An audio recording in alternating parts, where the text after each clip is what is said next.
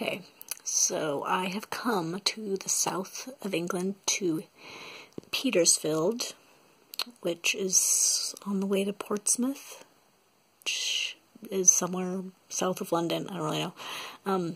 My good friend Charlie is living here right now with her parents, so I came to see her, and I really had like zero expectations for my time here. She's got a 2-year-old, so I figured we'd just be like, I don't know, going to the park, chatting, whatever. But she picked me up today from the train station with an awesome surprise. So she took me to Jane Austen's house, which is right near where she lives, which was amazing. So she only lived there for like the last, I don't know, 15 years of her life. But that's where she published most of her books.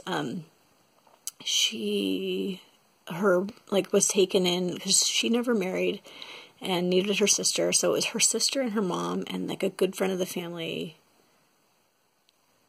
and so there's 4 women that needed somewhere to go after her father died, and so they had a wealthy brother that took them in on like his estate, gave them a cottage on his estate, so we got to go into the cottage, and then you could just walk down the road to the big stately home where he lived, and it was just so beautiful. And so, like, they really did spend, you know, got up in the morning, she, like, would write for the morning, then they would walk for a couple hours in the early afternoon, and then sit in the drawing room and read or sew in the evenings. Like, their days were just so different from ours. But, anyway, just really cool to see, this land that inspired such great literature. So, and it was kind of like an overcast, kind of dreary day, which is classically British. So and it wasn't too cold, so it was really nice to just kind of wander through these fields with sheep and,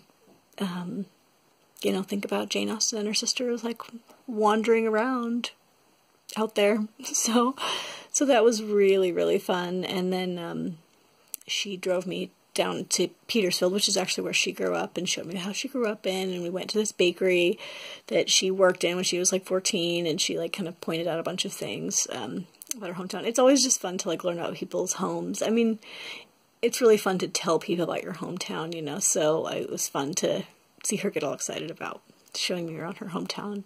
And then met her mom and her stepdad, who were just like really, really nice people, and had a nice chat with them. And so it's just been a really nice day. I think we're going to try to watch Becoming Jane, which is tragic, but also interesting. So, yeah, she did fall in love in her early 20s, but to a man who didn't have any money. And so her and her sister never married, and her mom was telling me, because she's a big Jane Austen fan, that it was likely because of their lack of fortune. So, like, that was like a really big, legitimate issue back then, and it sounds like Jane never, she was engaged when she was 27, but she called it off, and so it sounds like, just like, you know, kind of Elizabeth Bennet style, like she's like, I'm not going to marry just because, like, I'll marry for love, and so she never did.